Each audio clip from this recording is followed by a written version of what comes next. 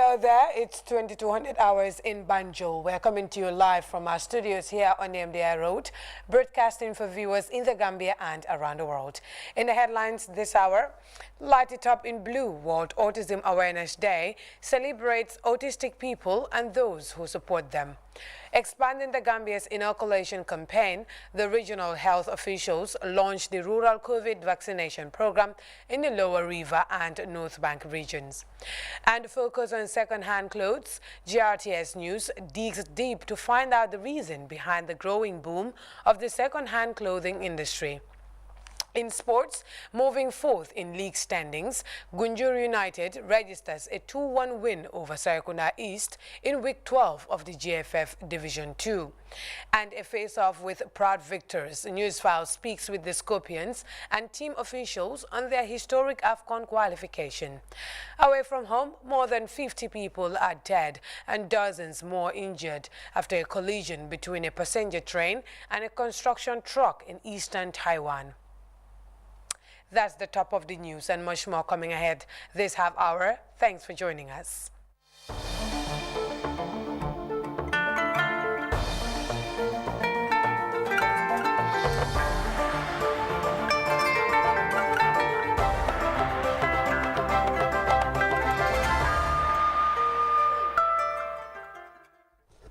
Hello there, it's really great to have you here. Now let's begin with the special bulletin with the President. The Office of the President informs the general public that the President's trip to Dubai, scheduled for 3rd to 8 April 2021, has been postponed.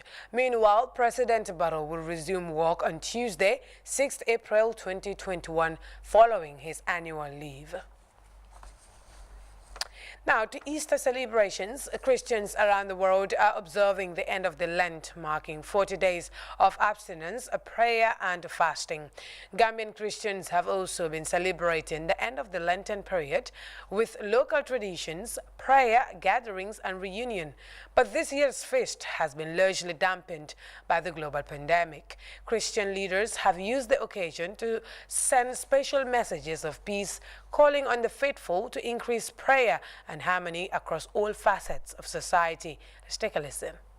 Friends, we cannot wait to commemorate the Feast of the Resurrection, the most significant event of Christians around the globe.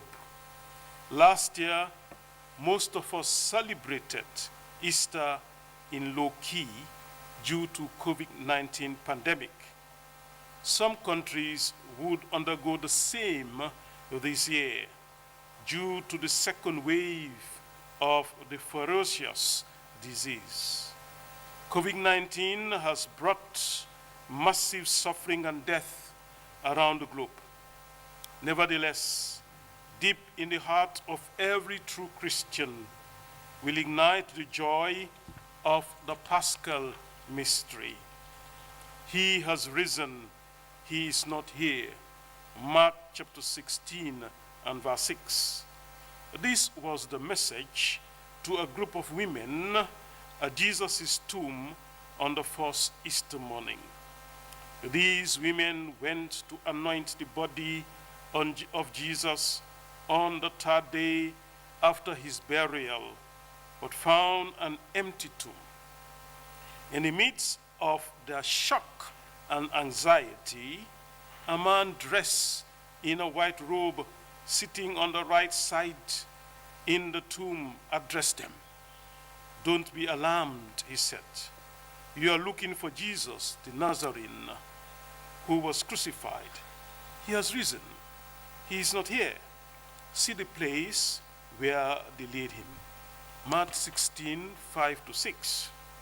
Beloved people of God, knowing the unbelief of the human race, Jesus, Son of God, was determined to show proof of his resurrection.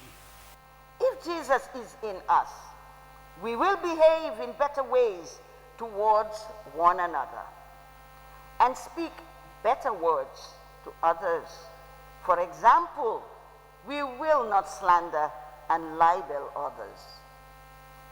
Rather, in these challenging times of a global pandemic, we speak words of hope because we know that if God, our Heavenly Father, has raised Jesus from the dead, he will not leave us without help here and now.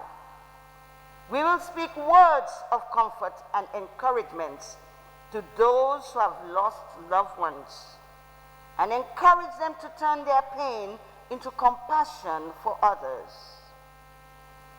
We will use our words to inspire strength and confidence and energize to contribute to the common good.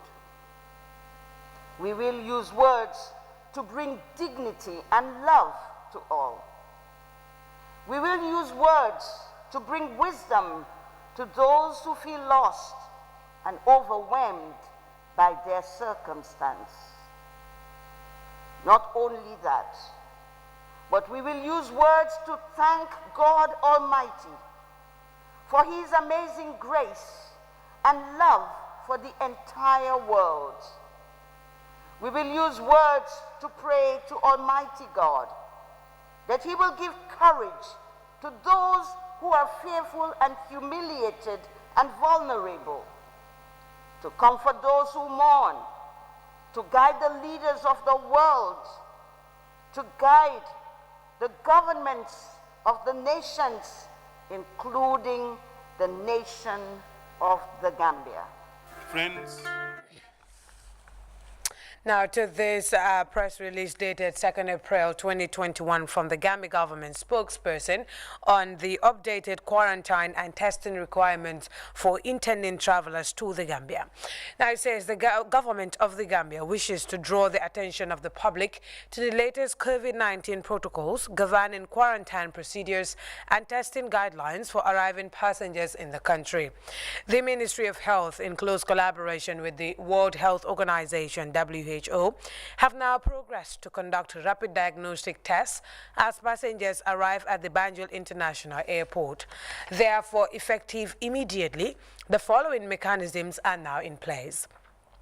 Travelers coming from hotspot countries listed below as identified by the Ministry of Health will now undergo a rapid COVID-19 test upon arrival at the airport, in addition to having a valid COVID-19 PCR test result of 72 hours.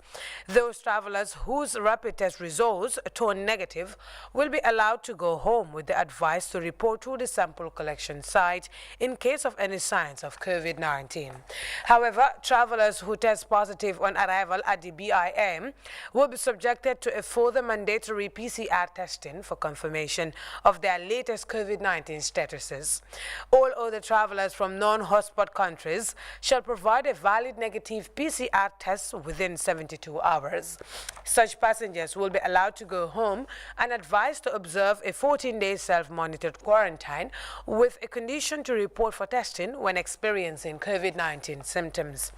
The Ministry of Health has identified the following as hotspot countries: United Kingdom, Belgium, Italy, USA, Nigeria, France, Japan, Singapore, Spain, South Africa, South Korea, Sweden, Jordan, Lebanon, the Netherlands, Turkey, Norway, India, Pakistan, Chile, Switzerland, and Denmark. The Gambia government, through the Ministry of Health, seeks the full compliance of the public to these new COVID-19 requirements. The release ends. Now, April 2nd is World Autism Awareness Day, set aside to shine the light on autism and raise global understanding and awareness of autism, which affects hundreds of thousands of people around the world, including children. Now, in the Gambia, the Autism Society celebrated the day in the form of a solidarity walk and symposium, which was toned down due to the global pandemic. The celebration was specially designed to launch a national autism awareness campaign in the Gambia. Aissatou Jata Gassama has more. The International World Autism Day is observed on April 2nd every year to raise global awareness on autism, as well as widen understanding, acceptance and support for autistic people. Today, World Autism Day, we want all Gambians to accept autism in the Gambia and join our campaign in raising awareness in the Gambia. What we are doing number of things. First is research, because whatever we have to do when we raise awareness, we have to do our research first. So that's our job as a society. We're doing the research nationwide. Lack of awareness on autism has greatly delayed support and programs to increase public understanding and acceptance of the condition. Rights and autism advocates are calling for fairness and equal treatment to end discrimination faced by autistic people, as underscored by Mr. Rod Harris, the acting executive director of the Gambia Federation of the Disabled. Pupils of Bakau School enacted a short drama depicting discrimination faced by autistic people to challenge the existing social marginalization. The ward councillor for Newtown and Fajara Bintajane Jallo hailed the efforts of the society. The PRO of the Autism Society of the Gambia urged people to see individuals facing the condition as differently abled persons and stop using the term disabled to minimize discrimination, which vastly affects their well-being. Actually, what we are doing, is trying to find ways and means of helping these people. Basically, that is our basic reason.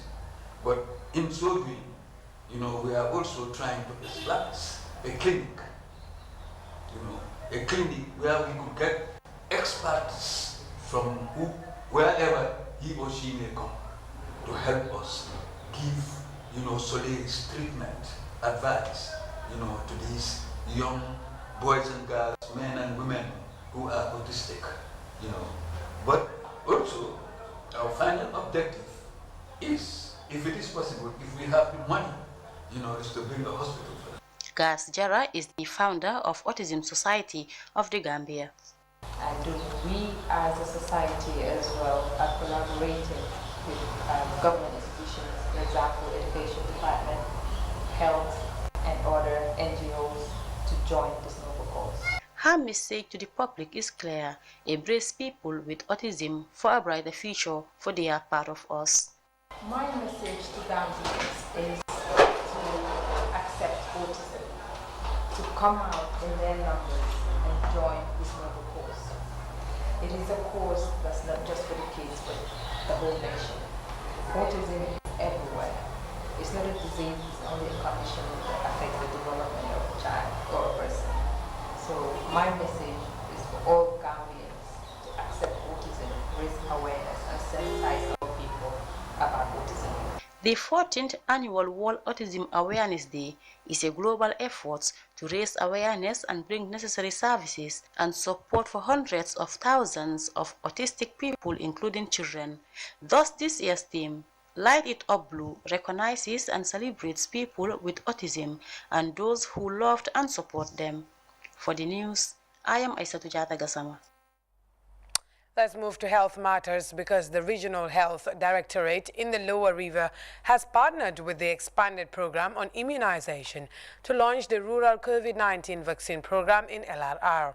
This follows the launch of the national inoculation exercise by the President earlier last month. Our regional correspondent in the Lower River, Alajimbai. Since the discovery of the first case of COVID-19 in the Gambia in March last year, government has responded with series of interventions to contain the spread of the coronavirus. The most recent intervention is the securing of vaccines as efforts continue to vaccinate the population. The achievement is described as the biggest stride in the fight against the pandemic. Here in the Lower River region, the vaccine was recently launched in Mansakonko, where the Regional Health Director, Bolong Jobate, assured of the safety of the vaccine, saying government and the health ministry in particular is committed to the safety and well-being of all Gambians. The government is committed, and the Ministry of Health has been and will always be committed and align ourselves with standard global effort and methodology to combating diseases and events to protect the health and well-being of the Gambian population. Looking at the youthful nature of the country, the Gambia, intends to vaccinate 1,389,110 people, and for LRR, the Lower River region, 58,547 people need to be vaccinated. The governor of Lower River Region, Rohi John Manjang, thanked government for effective COVID-19 response and recovery strategies. She calls on people to have trust in the health sector and health professionals and take the vaccine for their own safety. We have to trust the experts who are there to save our lives, who have tasked themselves to take up this responsibility as their core line of ethical value and educational field of studies. These are the doctors, the nurses. If they convince us, tell us that this is just the same as the malaria injection, this is just as the same as the usual chicken pox that we have been taking, the usual yellow fever injection, why are we doubting them when we have accepted almost a dozen of injections in the past? So what is the change in the notion here? We have to accept them again. Mamanding Kinte of the expanded program on immunization at the Ministry of Health described the launch of the vaccine as the beginning of the end of the COVID-19 pandemic. She assured of the safety of the vaccine. Before any vaccine is introduced in the country, WHO has to pre-qualify or approved for emergency use list. And in addition to that, the Gambia government, under the leadership of medicine control, will also have to endorse the vaccine.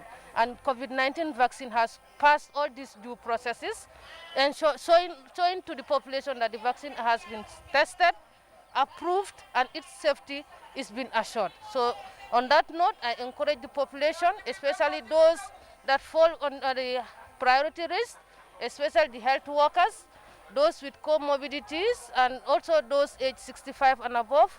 As we are currently giving them the vaccine, let them come out in their large numbers and make best use of the vaccine. The chief of GRTS, Alhaji Yaya Jajusi, thanked government for acquiring the vaccine, citing the negative impact of COVID-19 on lives and livelihoods. The governor, other senior government officials, and some members of the public took their first dose of the vaccine at the event and now await the second dose, which should be taken after 8 weeks. Alhaji Mbai, GRTS News. Well, let's stay with the launch of the rural vaccination program because health officials in the North Bank have also started administering COVID jabs in the region with support from the expanded program on immunization. Our regional correspondent, Farmer Kanyi, tells us more. Second of pain, backed by anxiety. For this adult, is several years of life-saving protection. The Ministry of Health is leading the vaccination campaign, hoping to vaccinate over 1 million people in the near future. In the North Bank region, 4,000 doses of the AstraZeneca vaccine were received. Health officials said the first consignment of doses is prioritized for the elderly, people with underlying medical conditions, and frontline workers in the health facilities. George Sonko, chief of Lower Nyomi, and Mamoudou Chati Cham of Upper Nyomi also joined the long queue to take their first dose of the AstraZeneca vaccine at the SF District Hospital. Vaccinating senior government officials in the region will encourage communities to take up the injection after the circulation of a video on various social media platforms denouncing the efficacy of the vaccine. We must close our ears to those few elements among us spreading false information about COVID-19 vaccine and dissuading people from taking the vaccine. Through false rumors and misinformation, so many people are dying and will continue to die due to lack of being vaccinated. Therefore, we must not allow the disease to gain a foothold in our country now that the vaccine is available to prevent the population. We can save our country, our continent, from being a reservoir for COVID-19 disease. The vaccine is safe. It's good. Come and take yours. This traditional communicator is trying to send the message to our local audience. Whilst the vaccination is ongoing, communities are still advised to continue respecting the COVID-19 regulations. The government of the Gambia only accepts vaccines that are safe and effective. and these vaccines have passed the test. The Gambia government, in collaboration with its traditional and development partners, had come together in an unprecedented fashion to support the Gambia government in its drive to combat the disease in this country. The entire government machinery has been mobilized by the President to respond to COVID-19 pandemic and its ratifications. At the EPI unit of the Health Ministry, officials said the AstraZeneca vaccine is safe and accepted by the World Health Organization. Since the North Bank is divided into two administrative health regions, Farafenni General Hospital North Bank East have started administering COVID-19 vaccine to regional officials, which included the governor of the region, the chairman of the Kerawan Area Council, the chief of Central Badibu District, and frontline health workers. The vaccine, according to officials, is not for sale. For the news, I am Famarakani. Let's now take a close look at the second-hand clothes and goods industry, which is witnessing a robust boom amid increasing demands for used clothes. This springing market is bolstered by a spike in the importation of second-hand goods coming from Europe and the USA. Newsfile delves into the local industry, driven by low-cost items, recycling brands from H&M to Zara. Exploring the high use of second-hand goods in the Gambia, a dramatically shift in fashion wear and goods imported into the country from abroad has been noticed. This business model is characterized with cheap and disposable clothing that emerged in the early 2000s with brands like H&M and Zara. These items usually include high-fashion brands at cheaper prices, affordable to many Gambians. Consumers have varying perceptions about their reasons for opting for second-hand goods. To ascertain their opinion, we visited the Westfield Tabokoto Highway on a goods-selling day for the many traders involved in this kind of business. On a weekend, and while many of the shops were closed, some do not have a closing day to do this type of business. If you look around, you will know that majority of shops don't open, but we just feel like to come and see if we're going to sell something. But normally when we come out, sometimes we don't normally sell. Sometimes we just open, maybe we'll close around, 4 something to go home. So, but normally doing Monday, Tuesday, and other days, sometimes, that time, it's a working day. We normally sell somehow. Sometimes we don't normally sell. So, it's all about luck. Most of them here emphasized cost and quality being the fundamental reasons why many people choose the second-hand goods they sell. Most people believe that the used goods are of much quality compared to the unused ones imported from China.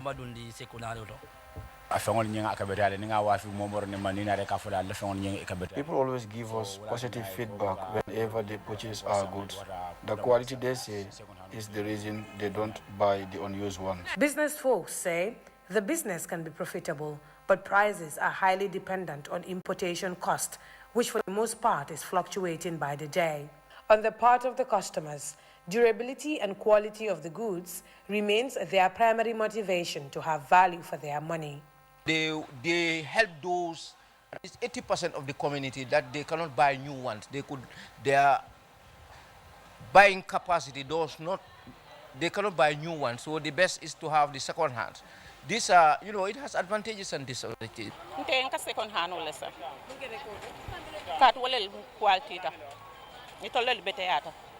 I prefer second-hand goods because it is higher in quality.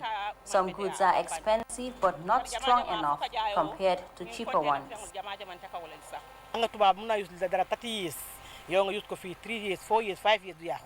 The ones from Europe are way stronger. The Chinese can make beautiful goods that usually don't last long. But I prefer the second-hand despite the increase in prices lately. The second-hand goods are mostly imported from the United States and Europe. Whilst price is the main reason behind its proliferation in the country, there are still some environmental factors associated with the importation of these used goods, which some consumers are already aware of. Some of the used goods from Europe come as waste in the country, but the goods are better than the ones from China. When it comes to the second-hand goods, some of them they bring those that are not needed in the country, especially these babysitters, strollers. It's not needed in the country because Gambia is not, we don't need that. So that means they bring materials or articles that are environmental hazards. They pollute the country. Authors also argue that used clothes could also wear out easily and can cause skin rashes, as nobody knows from which skin it had landed on earlier and for how long it's been used for. Business folks operating in new and ready-made clothes argue that new goods, unlike the used ones, have much more guarantee and security. The ready-made is of higher quality and more beautiful. It is better than the used ones. So hole ban mo gëna am advantage moy ready-made bi. Ready-made bi xam nga bi kenn musu ko use. The new one has never been used, unlike the second-hand goods. One doesn't know why the owner wants to dispose of it. Some customers also agree with this notion.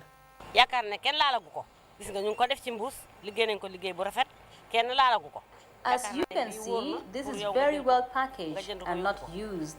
For me, it is more safe and secure. The ready-made is better, but the price is usually edited. Most new goods, especially clothes, are imported from Asia. China's textile industry is the largest manufacturer and exporter in the world, with an export turnover of over $266.41 billion.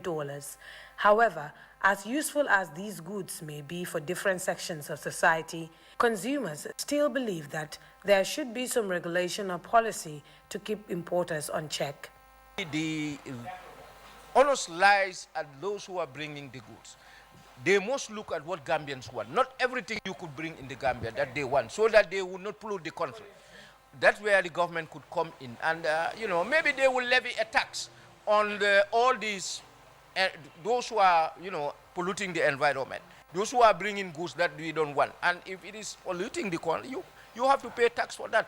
The second-hand industry is a booming business model in the Gambia, and it has been projected to be one of the fastest-growing industries by mid-century. However, it produces more carbon emissions than the airline and maritime industries combined, say environmental researchers. Could this be goodness in disguise without proper checks in the coming years? Only time will tell.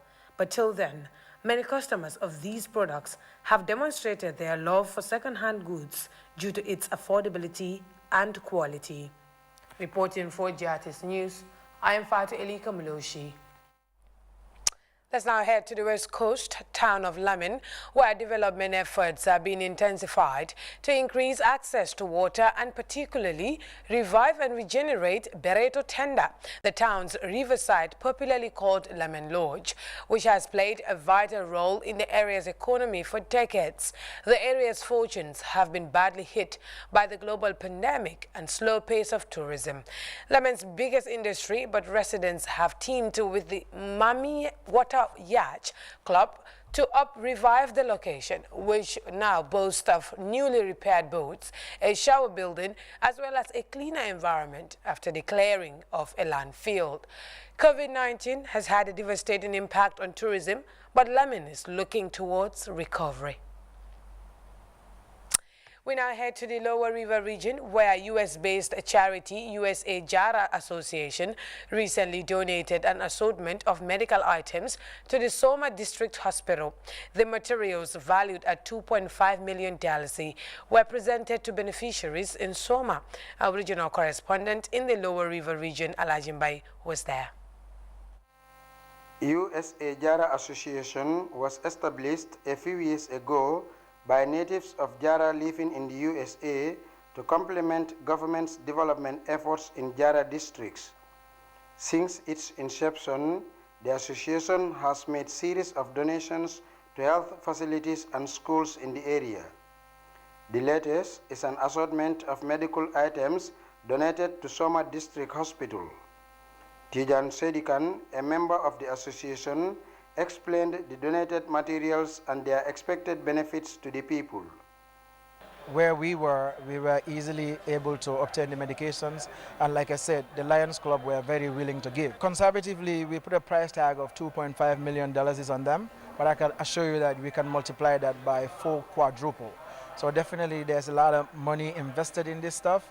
And to the community, we want to let them know that there's medications here that can save a person's life from heart attacks, congestive heart failures, urinary tract infections, GERD, and an assortment of diseases. Sambasedi Sala, a member of the association, thanked their partners in the U.S. while highlighting numerous activities the association have carried out over the years in health, education, disaster relief, and COVID-19 response. This is not the only thing we do in Jara. We base on educational side and the health. About a couple of years ago, we brought some stuff for the hospital in Jara Soma here, just like this. And also we are helping a couple of students in Pakaliba. And we pick one from Pakaliba, Pakalinding, and Japine. We are sponsoring those students up to the college level. So organization is doing very good back home. Kalilu Sedikan, a member of the association's Gambia chapter, called on other people in the diaspora to support the activities of the association, saying they play a key role in improving the plight of vulnerable people in the area. They are given to the right people who should benefit from these donations. Looking at the students that were given this scholarship, I was part of the people who make this selection. We look at the most vulnerable students who in one way or the other cannot afford some of the educational costs. And for the health, the intervention they are doing is so huge. The officer in charge of Soma District Hospital, Keba Dafe, thanked the donors for the gesture, adding that it will improve service delivery at the hospital. These are items that are needed in this facility on a daily basis. And these are items also that could also save life. And then these are items that is highly requested to be available in Soma. And they did a very good work by donating these things to Soma District Hospital, and it will be very helpful. Musa Sane of Japine Upper Basic and Senior Secondary School and Musa Baji of Pakalinding Upper Basic School both thanked the association for the support to schools and students in the area. Members of the association and community called on others to support the association to complement community development activities in Jara and beyond. Alajimbai, GRTS News. Alajimbai there. Live from Banjo, this is GRTS News. We'll take a quick break and return with sports right after. Do stay.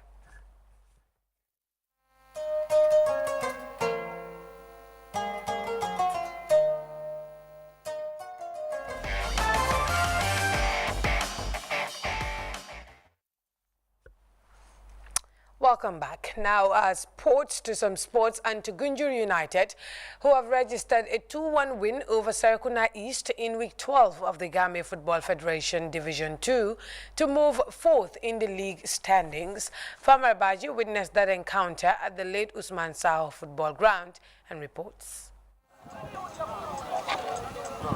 Consistency remains a major challenge for teams in the GFF leagues. Gunjur United started the campaign on a low before bouncing back to winning ways that saw them registered 4 consecutive wins, including a 5-2 thumping of the league leaders Jamanjeli United. But since then, they have been struggling, and finally they found their winning pattern as they came from a goal down to beat Serekunda SB side 2-1 in Week 12 of the GFF Division 2 league. Serekunda SB started brightly and took the lead in the early openings through Mohamed Bangura, but that lead doesn't last long, as Gunjur's goal-scoring centre-back Sekou Barrow scored his 3rd goal of the season that drew Gunjur United back on level terms. Since then, Isbi took command, dictating the tempo with their swift movements, but it was Gunjur United who went into the intervals with the lead. It came from a set-piece delivery from Saleh Bojang, and Bouakar Sedi capitalized on Isbi's defense failure to clear their line and scramble home a header. That appeared to be the turning point as Gunjur United took command of the entire second 45, with their free-flowing attacking football, especially when they introduced Malanjasi to the game, which forced SB to be doing more defending for the larger part of the second half. Even though Gunjur United squandered numerous chances that could have helped them secure a more convincing result, but Serekunda SB side too lacked the strength that could have helped them cancel out the deficit as the tie ended 2-1 to Gunjur United. Football is like that because they score us, we take to communicate to our players. When they score, that's not the end of it. We have to try and take our time and then equalize them before end of the first half than what they have done. So disappointed because my game plan was to come and win the game. I was in 12th position, but right now I'm going down. So I need to work hard to take one step ahead to go in front. In the other games, Jamajeli United registered a 2-1 win over the struggling Steve Biko side, and the Blue Army Falcons Football Club defeated PSB Wellingar 2-1. After 12 games, Jamajeli United topped the second division standings with 24 points, level on points with second place Samga. Falcons are third with 22 points, and Gunjur United fourth place with 19 points. Farmer Abaji, GRTS News. And now a quick look at some headlines making news around the world, starting off in Taiwan, where more than 50 people have died after an 8-car passenger train carrying nearly 500 people derailed in eastern Taiwan's Hualien County on the morning of April 2nd. A construction vehicle collided into the train, resulting in several carriage crashes. More than 50 are confirmed dead and dozens more injured, according to authorities. The train driver is among the dead, and at least 69 survivors are being treated in several hospitals in the surrounding Hualien County. Officials said a French citizen was killed in the crash, while 2 Japanese citizens and a citizen of Macau are among those injured. We could bring the exact picture back, exactly the moment of the accident. So we will wait for the press conference to let the local officials to explain more about the details. But so far, the death toll right now is 51, with 178 people injured. The good news today is that we knew that we right now got the monitor information, the recording data from the locomotive, so that hope we could bring that the data from that recording and also bring back exactly restore the picture of the accident. So right now we could know that the accident happened yesterday morning as the train crashed into a truck full rolling down from the slope. The driver of the train were killed, and also the manager of the construction site and also the owner of that truck right now is suspected of having failed to engage the brake properly, and also was on charges of causing death by negligence. And now to a fresh incident at the U.S. Capitol in D.C., where a police officer has been stabbed to death after a man rammed a car into a security checkpoint and attacked officers with a knife. Another officer severely injured is fighting for his life. The attack comes barely 3 months after a mob of pro-Trump demonstrators stormed the Capitol Hill complex. Calm here at the United States Capitol, but it's a somber mood because another Capitol Hill officer has lost his life. That brings to 4 the number that have lost their lives since the insurrection on January the 6th. But this is very different from that day. We saw thousands of people swarming the Capitol and going in on January the 6th. Well, this was a lone man in a car crashing into a barricade, wielding a knife, not responding to commands to get rid of that knife. He was shot, but one officer succumbing to his wounds. Quite an incredible situation here. The suspect rammed his car into 2 of our officers and then hit the north barricade barrier. At such time, the suspect exited the vehicle with a knife in hand. The suspect did start lunging toward U.S. Capitol police officers, at which time U.S. Capitol Police officers fired upon the suspect. What makes this very sad indeed is the National Guard presence still here, but about 2,300 troops rather than the 5,000 or 6,000 that we'd seen in recent weeks. The neighborhood, the area, very beautiful, readying for the cherry blossoms of spring. We're starting to spring back to life. It's my neighborhood, and unfortunately another person dead, another attack. We'll look into motives as the hours and days and weeks continue. But I can tell you it's really shocked people here because we thought we were on a path back to normal. But in American politics and the beacon of democracy behind me, we know that that normal has long gone. Well, this is GRTS News with me, Fatu Eli Kamaloshi. A quick look at the top stories before we go. Lighting it up in blue, World Autism Awareness Day is celebrating autistic people and those who support them. Expanding the Gambia's inoculation campaign, the regional health officials have launched the rural COVID vaccination program in the Lower River and North Bank regions. And focused on second-hand clothes, GRTS News finds out the reason behind the growing boom of the second-hand clothing industry. In sports, moving fourth in the standings, Gunjur United has registered a 2-1 win over Sarakuna East in Week 12 of the GFF Division 2 League. And the face-off with proud victors, Newsfile has been speaking with the Scorpions and team officials on their historic AFCON qualification.